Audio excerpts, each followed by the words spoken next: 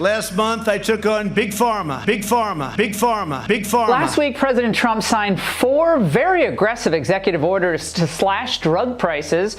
And as expected, Big Pharma, Big Pharma, Big Pharma, oh, they're fighting back. Wow, Joe Biden's scourge of Big Pharma, Big Pharma, Big Pharma. Who would have thunk it? Big Pharma, Big Pharma, Big Pharma wants us to believe that its costs are driven by expensive research. Big Pharma, Big Pharma, Big Pharma has bought our government, and they get away with whatever they want to get away with. I have no sympathy for Big Pharma, Big Pharma, Big Pharma whatsoever. But in fact, a huge risk continues to loom that could reverse all of our progress. And that risk is Big Pharma, Big Pharma, Big Pharma greed. A lot of people sure love to complain about Big Pharma.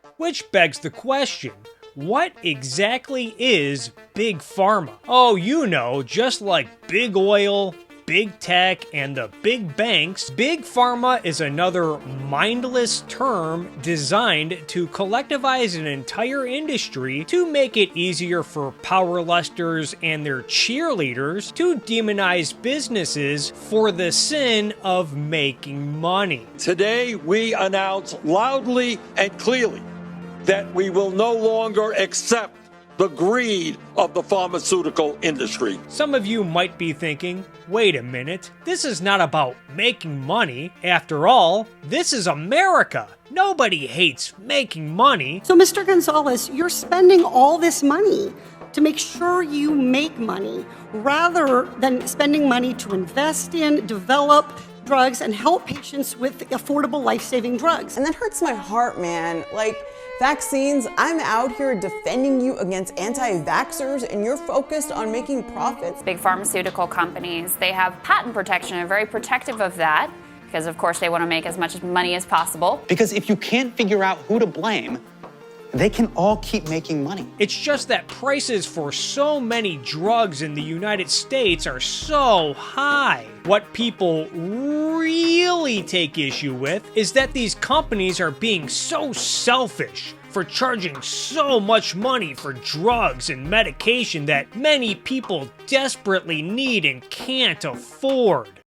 Ah, patents, the bedrock of innovation and human advancement. Also the bedrock of profiteering off the sale of goods humanity desperately needs. You hiked the price by $500 when the average Orange County senior only has $528 left in their bank account after they've paid their basic monthly expenses. The average Orange County senior can't even afford one pill.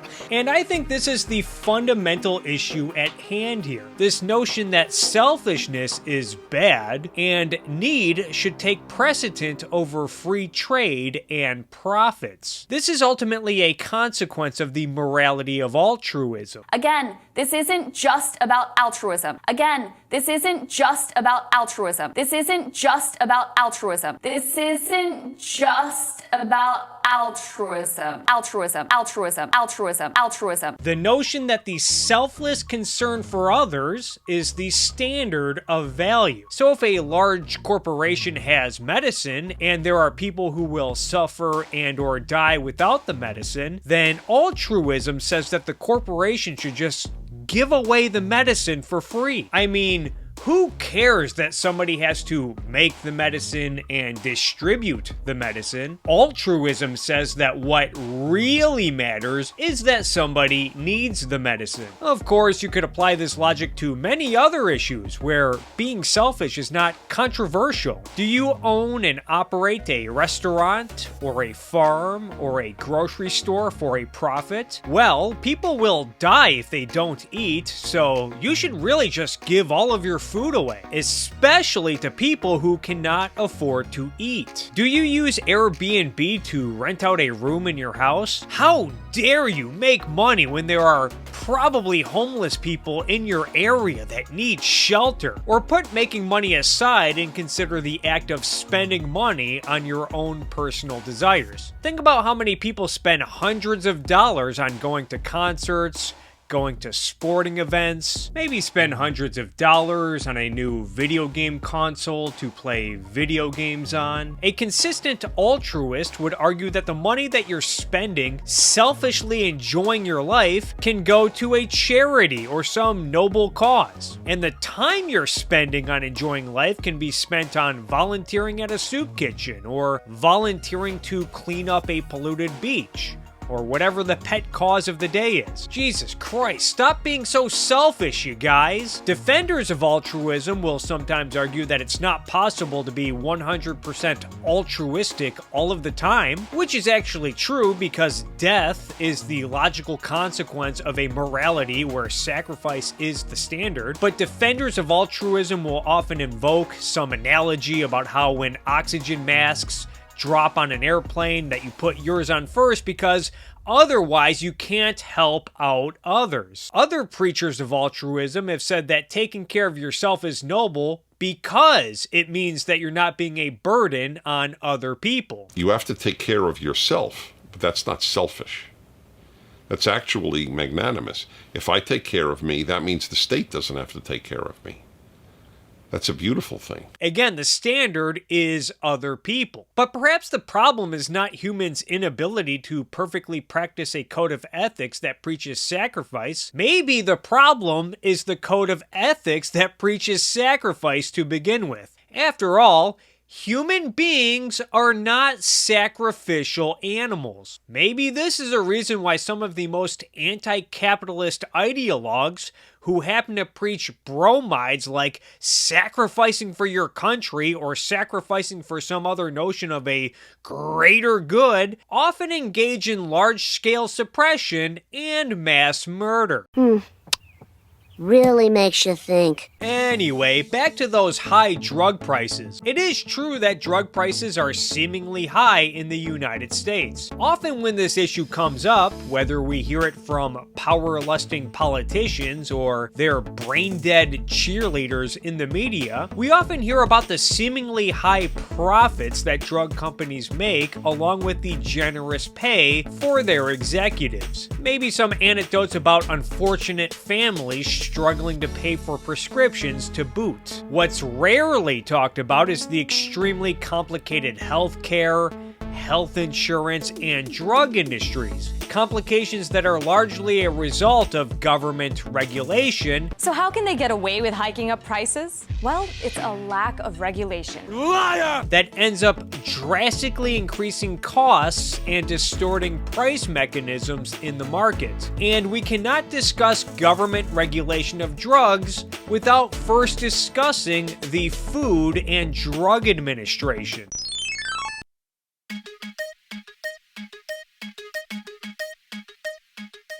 In February 1905, the American socialist newspaper, Appeal to Reason, started publishing a serialized story, a fictional story meant to reflect the seemingly harsh working conditions experienced in the United States at the time. The story was written by muckraker Upton Sinclair, and would eventually go on to become published as the infamous novel The Jungle. Upton Sinclair wrote the book to portray harsh working conditions for many Americans, especially immigrants, in an attempt to promote socialism in America. However, the biggest takeaway for many readers were the details about the quality of food, or lack thereof, that comes out of the meatpacking plants. This was a major disappointment for Sinclair, who reportedly said that he was aiming for Americans' hearts, but instead hit them in the stomach. The book even struck a nerve with then-President Theodore Roosevelt, who, while very skeptical of Sinclair, whom Roosevelt considered a crackpot, said that radical action must be taken to do away with the efforts of arrogant and selfish greed on the part of the capitalist. Roosevelt sent the labor commissioner and a social worker to Chicago to inspect the meatpacking facilities that the novel was based on, and found some of Sinclair's claims to be true, although the Bureau of Animal Industry published a counter-report rejecting the claims made in the jungle. Roosevelt would send his inspection report directly to Congress, and by 1906, after public pressure, Congress passed the Meat Inspection Act and the Pure Food and Drug Act, establishing the federal regulatory agency known as the Food and Drug Administration. And when it came to drugs, the FDA standards did not seem too unreasonable in 1906. It was mainly geared toward prohibiting the sale of adulterated drugs, and this is in line with the proper function of government. Fraud is a violation of individual rights and should be punished and prosecuted. I'm sure when many Americans today think of the FDA, they think of a group of well-intentioned scientists who are saving us all from eating spoiled bacon or swallowing pain relievers that might make your penis fall off. Yup, that's all the FDA does these days. The FDA totally doesn't do shady things like analyze tobacco consumption by ethnic groups so they can decide which cigarettes they want to ban from the market. Now that's fucked up. Okay, so what does banning cigarettes have to do with outrageously high drug prices? Well, that's the thing. The FDA has the power to ban and prevent drugs from coming to market. And often when doing so, the FDA stifles competition and innovation that could potentially bring prices down. One example of this happened back in 2005. In an attempt to reduce damage to the ozone layer, the FDA banned CFC asthma inhalers from being distributed in the United States, even though the inhalers contributed to far less than 1% of the damage to the ozone layer. The good news is that these inhalers were replaced with HFC inhalers, which more than tripled the price for asthma patients. But those greedy big pharma companies and CEOs, you guys. Blow it out your ass. Anyway, it should be rather obvious by now that today's FDA is not the FDA of 1906 that was established in response to Upton Sinclair's novel. So what the hell happened? The first major update to the FDA came in the 1930s with the Food, Drug, and Cosmetic Act, which forced companies to label their products with instructions for safety and also mandated that companies prove their drugs safe before they enter the market. According to the FDA, this act was partially a response to products like Lash Lure, an eyelash cosmetic that, if applied incorrectly, damaged women's eyes. According to Elizabeth Rosenthal's An American Sickness, the new regulation was finally passed after hundreds of people died from consuming sulfanilamide in liquid form, which was presumed safe because it was consumed in pill form for years. Some doctors who prescribed the drug felt incredibly guilty. Considering this, one may argue that such a new regulation is unnecessary, given that dead customers is not good business outside of the funeral industry. So the drug probably would have stopped being produced and prescribed without the new regulation. One such case happened in 2004. When Merck decided to voluntarily withdraw its arthritis medication after clinical studies showed that the medication increased the risk of heart attack and stroke. Others may argue that the new regulation sounds good on paper. After all, who wants potentially dangerous drugs on the market? One potential downside to this is that it eliminates the possibility for people who might be at the end of their rope health-wise and might be willing to try riskier medication if it can potentially save their life or make life more tolerable. An example of this can be found in David Goldhill's Catastrophic Care, when breast cancer patients were denied the right to use a life-preserving drug, Avastin, because the FDA decided that the side effects outweighed the benefits, despite cancer survivors swearing by the drug. This new regulation also makes it extremely costly for companies to innovate, as they now have to spend the time and money on research and development to prove that their drug is safe, and even then, the FDA might not determine it is safe enough to enter the market. This process both slows down potential for innovation and keeps competition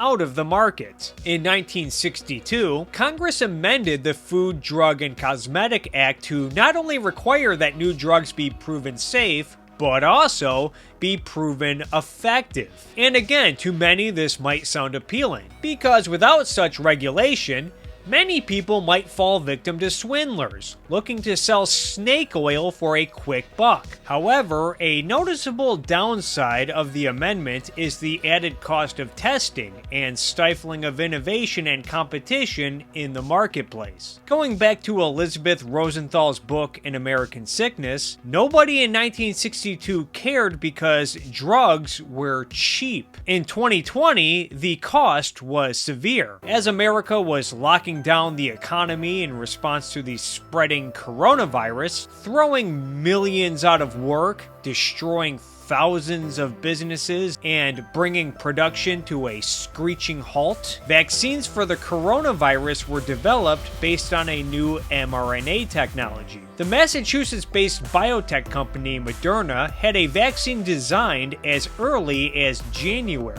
roughly 2 months before America started to lock down. By May, early results of the Phase 1 clinical trials, which test for safety, looked very promising for the new vaccine. By July, further testing demonstrated that Moderna's vaccine was safe. Pfizer's vaccine, also based on the new mRNA technology, yielded similar results by late August. And even despite the Trump administration's and the FDA's attempts to rush the approval process, Americans had to wait until December for each vaccine to clear efficacy trials before the FDA granted emergency use authorization. And this does not mention the FDA's blocking of at-home COVID tests during the pandemic. Even the testing kits that were finally approved by the FDA came with strings attached. And who knows how many lives could have been saved and how much unnecessary economic destruction could have been avoided if Americans had access to vaccines and COVID tests months sooner. But apparently, political leaders in America thought the best way to handle COVID was to shut down businesses so that Americans could sit in their homes for months waiting for vaccines and testing kits to be approved by government bureaucrats. Might want to keep this in mind next time you see some goof try to blame the pandemic on free markets. But all things considered, one may argue that the story of COVID is merely a footnote in the long history of problems caused by the FDA. There's plenty of data to show the high costs and lengths that companies have to go through to get new drugs approved. According to a report from the U.S. Department of Health and Human Services, the cost of bringing a new drug to market can cost a company anywhere between $161 million and $2 billion. Going on to note that clinical trials alone often cost tens of millions of dollars for each phase, sometimes totaling over $100 million. The HHS report also mentions that existing barriers discourage investment from venture capitalists, and also says that despite the many drugs yielded by high levels of investment in research and development, that companies are finding it difficult to truly innovate, adding that most new drugs are just variations of existing drugs. Overcharged, a book I mentioned earlier, details multiple examples of what they call evergreening, where companies slightly alter an existing drug to maintain their patents. And often, drug companies will withdraw an old version of a drug while encouraging physicians to prescribe the newer, legally protected version, a process that goes a long way in discouraging competition from generic manufacturers. And while we're on the issue of research and development funding, many hucksters, hacks, and liars in the media will lead you to believe that the majority of pharmaceutical R&D is funded by taxes. While it is true that institutions like the National Institute for Health receive billions of dollars annually, and that a lot of that money ends up funding research for new drugs, the overwhelming majority of research funding comes from the private sector, according to reports from the Congressional Budget Office as well as the Brookings Institute. And some have said that the connection from NIH funding to profitable drugs is often exaggerated. One scientist by the name of Kathleen Carrico dedicated basically her work to figuring out how to use mRNA to cure disease. She spent the 1990s basically collecting rejections. Rejections for funding, rejections for research. She was attempting to harness the power of mRNA to fight disease. But it was too far-fetched for, quote, government grants from the NIH. Moderna got money from the US government. Again, not in order to develop the vaccine. They developed the vaccines within days after the genome was discovered, indeed 42 days after. The genome of COVID-19 was published in China. They had vials of the vaccine being shipped for preliminary tests. 42 days to production. That wasn't funded by the US government. What the US government funded was the testing that the FDA required. What the US government funded was the ramp up of production so that we could get the vaccines quickly. They didn't fund the research and development. They didn't fund the creation. They didn't fund any of that. That was private capital, private entrepreneurs, private businesses, private scientists. Yes, every scientist at a university lab gets funding from the NIH. That doesn't mean the NIH created this, because here is one woman, a scientist, going up against the scientific community, going up against the NIH, saying, I can get this done, figuring out, working days, nights, weekends, I'm sure, at solving the problem, and getting no credit, and certainly not from Ann or from Sam. They're not going to give her credit, because they don't believe in giving individuals credit. It's the NIH. It's we did it. Much of this is done in an attempt to justify potentially revoking intellectual property protections. U.S. taxpayers funded the invention of a key technology used to create these vaccines. U.S. taxpayers then guaranteed a fat profit margin on those vaccines to the tune of billions of dollars. And now our own government is blocking the sharing of that taxpayer-funded IP at a grave risk to the world and to our own citizens. That's your fucking face! Look, we guaranteed their prices and we paid them very handsomely for it. So at that point, and that's fine. Look, like they did a phenomenal job. They made, a great vaccine, and that's fantastic. Both my parents have the Pfizer vaccine. That being said, from that point forward, we call the shots, not you. Blow it out your ass. Or perhaps nationalizing the drug industry altogether. A lot of the research and development when it comes to the medicine that we take is done at universities funded by tax dollars. Pfizer made $975 million from the vaccine this year. Going to make $19 billion in 2021. Their profit margin is 60 to 80%, and Moderna is going to make $10 billion. When it comes to everything related to health, nationalize, nationalize, nationalize, baby. That's all I have to say. How about no? The FDA would get more updates in the 1980s when Congress passed the Orphan Drug Act in 1983 and the Drug Price Competition and Patent Term Restoration Act, often called the Hatch-Waxman Act, in 1984. Both were pushed by California Representative Henry Waxman. The Orphan Drug Act was designed to incentivize drug companies to research and develop drugs for rare diseases by granting companies exclusivity rights over drugs for up to 7 years. And while much innovation did follow the passage of the ODA, the innovation came at an obvious cost: high drug prices for consumers. Because if you want new drugs for rare diseases, companies will have to spend hundreds of millions of dollars in hopes of getting approved by the FDA, and they're gonna want to make a profit on top of it. And while the ODA is widely considered a success for innovation and consumers, Waxman himself noted that the industry has taken advantage of the incentives to charge excessive profits and to reap windfalls far in excess of their investments of the drug. It is worth noting that a lot of these costs are absorbed by insurance companies, Medicare, Medicaid, charities, and other third-party payers. I mention this because often when these high drug prices are reported and discussed in the media, many talk as if everyone is paying 100%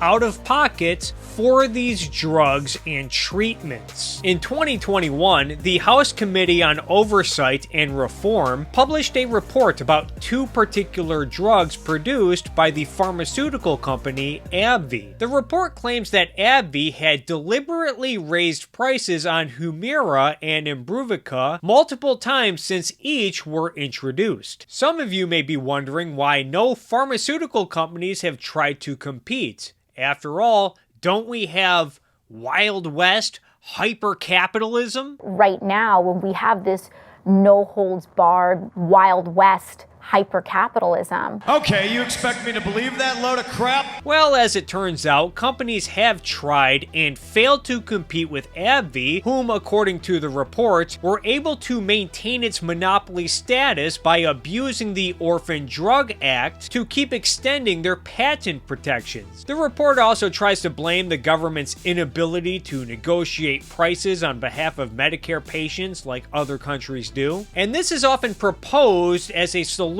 to high drug prices. But I think this might actually speak to the point that drug companies often have to overcharge consumers in America due to losses they have to incur overseas, forcing companies like AbbVie to raise prices to meet their targets. But don't worry, folks. California Representative Katie Porter is solving the problem of high drug prices by shaking her stupid whiteboard at pharmaceutical executives. Because you don't get lower drug prices by freeing up the market to allow competition and innovation. No, no, no. What really does the trick is demonizing CEOs for the sin of making money for shareholders. You know, that thing that CEOs are hired for. But this would not be the first time the Orphan Drug Act was abused. There's also the story of colchicine, a drug which has long been known to treat gout and had remained in the public domain and largely unregulated by the FDA, and as a result, colchicine was relatively cheap for centuries because everyone was allowed to make it. According to Overcharged, this changed after 2006 when the FDA was seeking to regulate drugs that were grandfathered out of regulation with its Unapproved Drugs Initiative. The company Mutual Pharmaceuticals cashed in by running clinical trials on colchicine to submit to the FDA, and further finding a rare disease, familial Mediterranean fever, to demonstrate the effectiveness of colchicine at treating the disease, thus getting monopoly status on a drug under the Orphan Drug Act. Generic manufacturers were forced to stop competing, which gave Mutual the power to increase the cost of colchicine from 10 cents to $5, a 4,900% increase. And there are more examples of orphan drug monopolies in the book Overcharged. Along with the Orphan Drug Act, the Hatch-Waxman Act would end up complicating the patent system in the drug industry in an attempt to encourage competition from generic manufacturers while also appeasing brand name manufacturers. This resulted in a variety of lawsuits over patents that would drive up prices. This was touched upon in the drug pricing investigation on AbbVie, whom, according to the report, used the Hatch-Waxman Act to sue potential competitors in an attempt to maintain their patent protections on Imbruvica. And look, I'm no hater of intellectual property protection. Intellectual property is a wonderful concept that recognizes the individual's rights over his own mental productive achievements. When and how to apply intellectual property can oftentimes get tricky, and applying intellectual property to drugs and medicine seems to be a fucking nightmare considering all of the laws, regulations, and whims of bureaucrats at the FDA. Even when the FDA does not outright ban medication, but merely releases a new warning, it can have some disastrous consequences, including price increases. A popular example is when the FDA paused the Johnson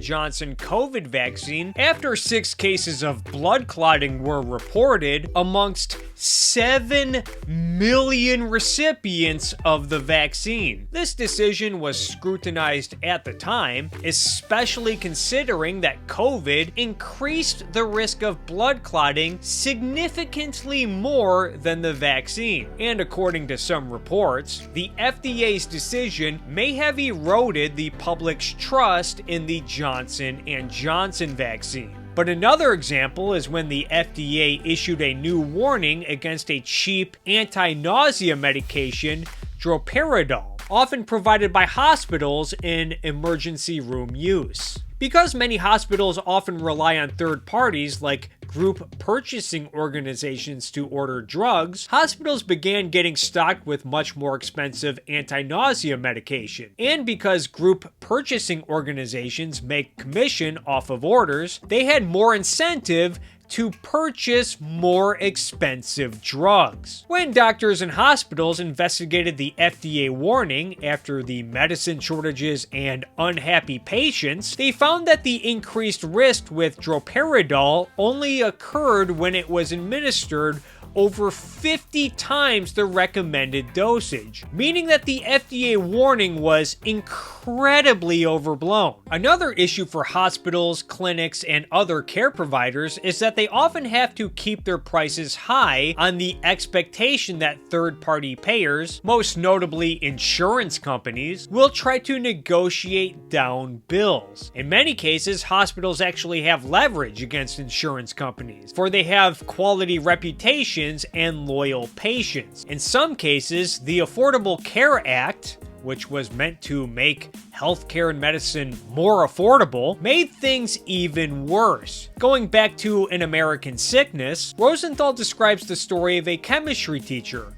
who was shocked to receive a $120,000 hospital bill that normally ran him $19,000 for an infusion of Remicade to treat his psoriatic arthritis. Rosenthal goes on to explain how the Affordable Care Act forced insurance companies to spend 80 to 85% of every premium dollar on patient care. This provision of Obamacare encouraged insurance companies to tolerate big payouts, as increasing the size of the pie was a way in which insurance companies could maintain big profits for shareholders and executive salaries, passing the costs onto the consumers via price increases. And we're just scratching the surface on the long history of insurance companies, government programs, care providers, and middleman players distorting the pricing mechanisms throughout the industry. Such a topic would require an entire video of its own.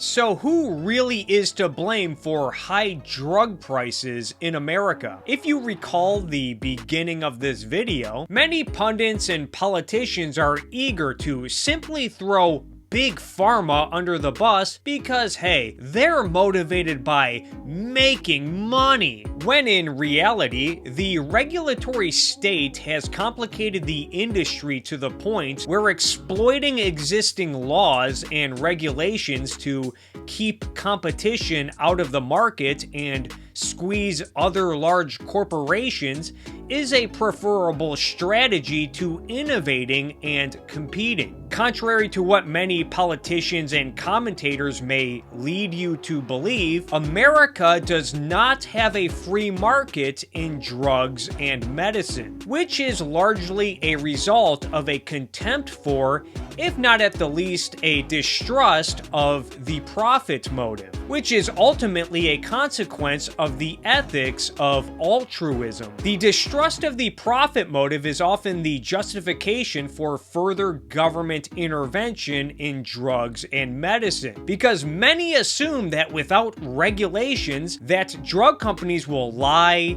cheat, and swindle consumers for the sake of a quick buck. As a consequence, drug companies now have to spend years of time, and at times hundreds of millions of dollars, on research and development for each new drug in hopes of getting approved by government bureaucrats, all while consumers are denied the choice of deciding which drugs and medication might be best for them. And this is not to say that pharmaceutical companies are perfect or completely innocent, but it is worth noting that at the end of the day, these companies are in the business of making money. And the current regulatory system puts business leaders in a seemingly impossible situation of making money for shareholders while also keeping drug prices low for consumers and avoiding political pressure. If Americans genuinely desire lower drug prices and innovation, then perhaps it's time to ditch a failed strategy of demonizing businesses for